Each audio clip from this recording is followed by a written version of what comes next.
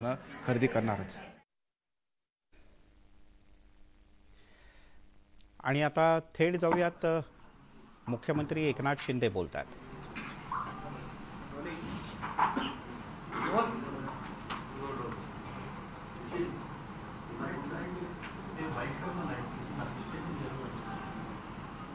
मुख्यमंत्री साहेब, आज अर्थसंकल्प सादर झाला देशाचा। आपण कसं बघता या अर्थसंकल्पाकडे आणि महाराष्ट्रासाठी काय मिळालं आणि काय? खरं म्हणजे आजचा यावर्षीचा जो केंद्रीय अर्थसंकल्प आहे तो गरिबांना आधार देणारा आहे, मध्यमवर्गीयांना दिलासा देणारा आहे आणि खऱ्या अर्थाने पायाभूत सुविधा आणि उद्योगांना उभारी आणि उत्तेजन देणारा आहे। असा हा सर्वसमावेशक हा अर्थसंकल्प आहे। यामध्ये रोजगार निर्मिती आहे, शेतकरी आहे, आरोग्य आहे, कामगार आहे, महिला आहे, युवक आहेत आणि आदिवासी विभाग या सर्वांनाच दिलासा देणारा एक सर्वकष असा सर्वसमावेशक हा अर्थसंकल्प आहे। खरं म्हणजे मी राज्य सरकारच्या वतीने या अर्थसंकल्पाचं मनापासून स्वागत करतो आणि सर्वांना न्याय देणारा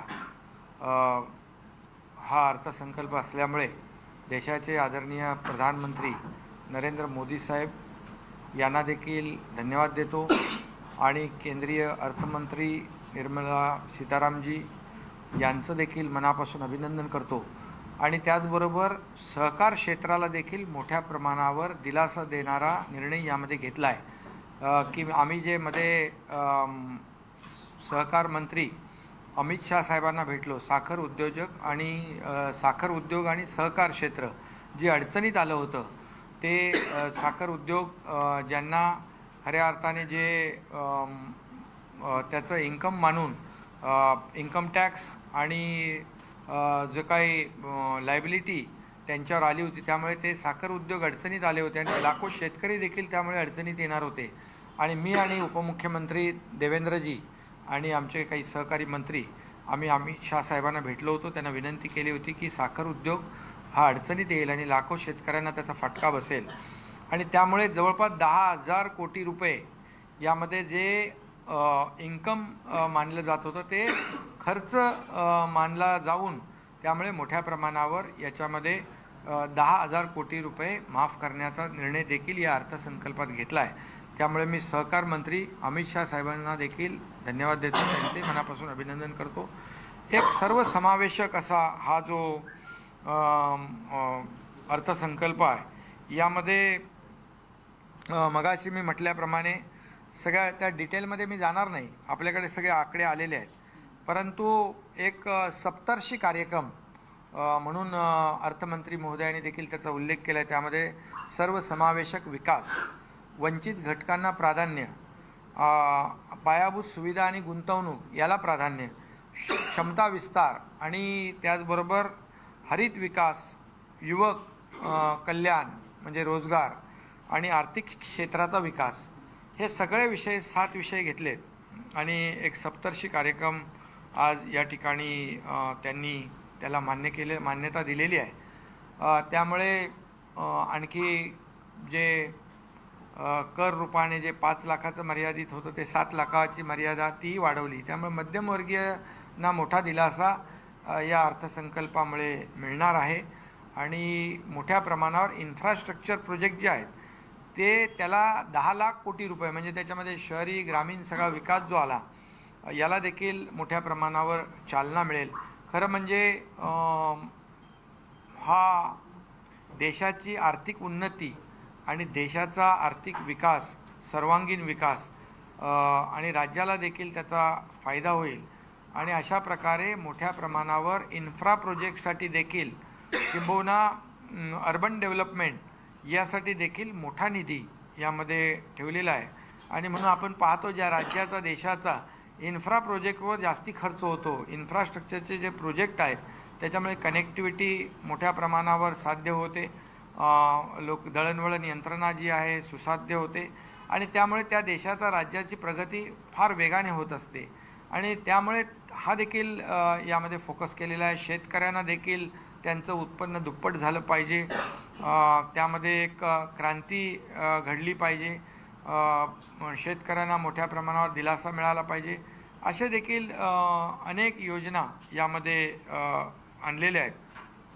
आणि खऱ्या अर्थाने मोठ्या प्रमाणावर प्रत्येक या देशातला घटक जो आहे त्याला, म्हणजे महिला बचत गट योजना आहे त्याला सक्षम करणं असेल, तरुणांना रोजगार असेल, आदिवासींना न्याय असेल, त्याचबरोबर आरोग्य यंत्रणा बळकट करणं असेल, शिक्षण एज्युकेशन अपग्रेड करणं असेल, आणि या सगळ्याच बाबतीमध्ये जवळपास मोठ्या प्रमाणावर निर्णय घेतलेले आहेत. त्यामुळे हा अर्थसंकल्प देशाला आणि राज्यांना चालना देणार आहे. त्यामुळे मी पुन्हा एकदा त्याचं मनापासून स्वागत करतो आणि अभिनंदन करतो. विरोधक म्हणतात की मुंबई आणि महाराष्ट्रातून सर्वाधिक महसूल केंद्राला दिला जातो, मात्र मुंबई महाराष्ट्राला काही मिळत नाही प्रत्येक बजेट. आणि यामुळे जे काही $5 ट्रिलियन जे टार्गेट आदरणीय प्रधानमंत्री महोदयांचं आहे आणि आपल्या राज्याचं $1 ट्रिलियन आहे, या अर्थसंकल्पामुळे जे काही इन्फ्रास्ट्रक्चर प्रोजेक्ट होतील, आपल्या देखील महाराष्ट्रात आपण पाहतो इन्फ्रा प्रोजेक्ट खूप मोठ्या प्रमाणावर होत आहेत आणि आपल्याला या बजेटमधून देखील राज्याला मदत मिळेल आणि आपलं $1 ट्रिलियन जे टार्गेट आहे ते देखील अचीव होण्यास नक्कीच मदत होईल. हे देखील मी या ठिकाणी मुद्दाम सांगू इच्छितो. सर, विरोधी पक्षनेते अजित पवार यांनी केलेला आहे की एकंदरीत महाराष्ट्राच्या तोंडाला पानं पुसण्याचा प्रकार दिसत आहे, कारण स्पष्टपणे दिलेलं नाही आहे की अर्थसंकल्पामध्ये नेमकं काय मिळणार. खरं म्हणजे हा अर्थसंकल्प देशव्यापी असतो, अख्खा देश त्याच्यामध्ये सामावलेला असतो. त्यामुळे आता आपले जे इन्फ्रा प्रोजेक्ट रेडी आहेत त्याच्यासाठी आपण मदत मागणार, नगर विकासासाठी मदत मागणार, महिलांच्या योजना आहेत त्याच्यासाठी आपण मदत मागणार, आणि त्याचबरोबर कृषी विभाग जे शेतकरी आहेत त्यांना त्यांच्या ज्या काही योजना आहेत या सगळ्यासाठी आपण राज्य सरकार केंद्र सरकारकडे जे प्रस्ताव पाठवतील त्याला देखील केंद्र सरकारकडून मदत होईल. त्यामुळे हा अर्थसंकल्प एक विशिष्ट बाबा या राज्यासाठी त्या राज्यासाठी असं असत नाही, त्याचा फायदा आपल्या राज्याला नक्की होणार आहे. महाराष्ट्र पण आपल्या या अर्थसंकल्पामध्ये त्याचाही अंतर्भाव आहे, त्याला काय बाजूला केलेला नाही आहे. त्यामुळे याच्यातून पॉझिटिव्ह घेतलं पाहिजे. आता ठीक आहे, विरोधी पक्ष कसं काय म्हणणार, सत्ताधारी पक्षाने चांगलं बजेट मांडलेलं आहे. त्यामुळे मला एवढंच सांगायचं आहे की सर्व समावेशक समाजातल्या सर्व घटकांना, त्याचबरोबर 2024पर्यंत गरिबांना मोफत रेशन देण्याचा देखील निर्णय घेतला यामध्ये अर्थसंकल्पामध्ये.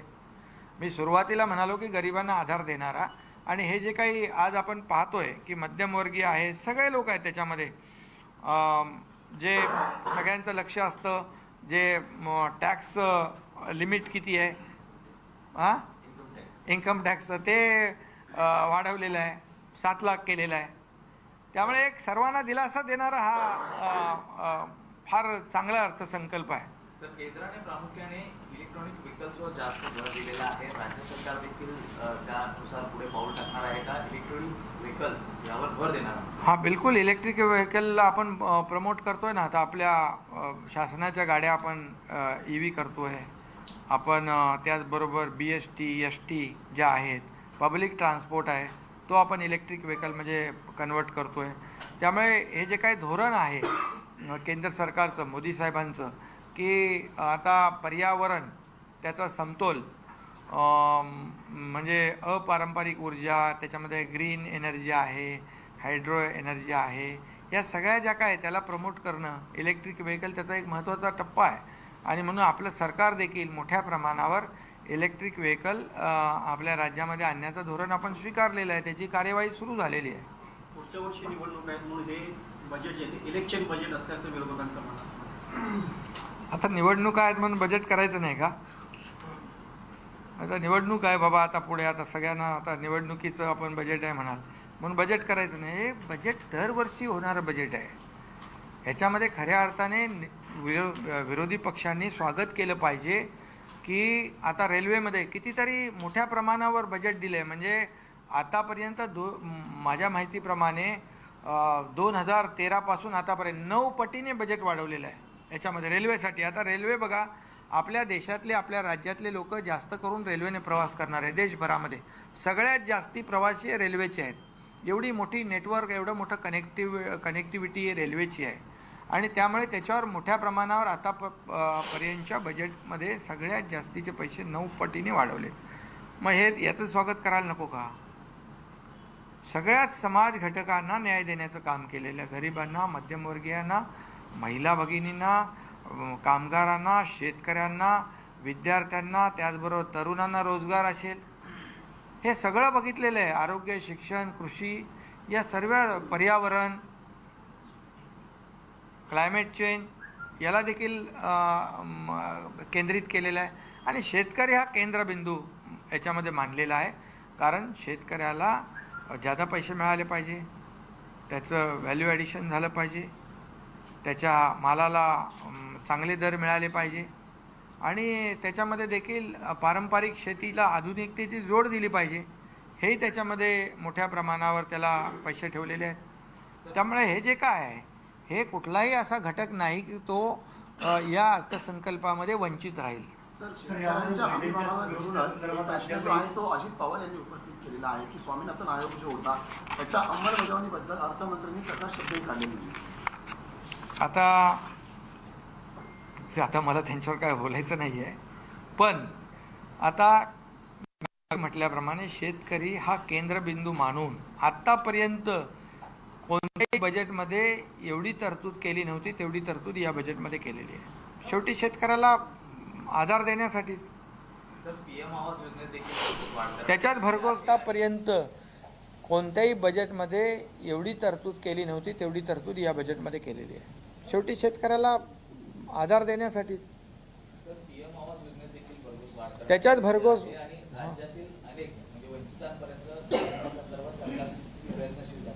नाही, आपलं सरकार तर आहे, केंद्र सरकारच्या योजना आहेत त्या आपण म्हणजे त्याच्यामध्ये सर्वांना घरं हा एक प्रधानमंत्री महोदयांचा एक मोठी ती संकल्पना आहे, मोठा फ्लॅगशिप प्रोग्राम आहे आणि त्याच्यामध्ये देखील मोठी भरीव वाढ केलेली आहे. कोणी घरापासून वंचित राहू नये म्हणून ती मोठी योजना आहे. 66% म्हणजे मोठी वाढ आहे ना ती. याचं ॲप्रिशिएशन करायला पाहिजे विरोधी पक्षाने.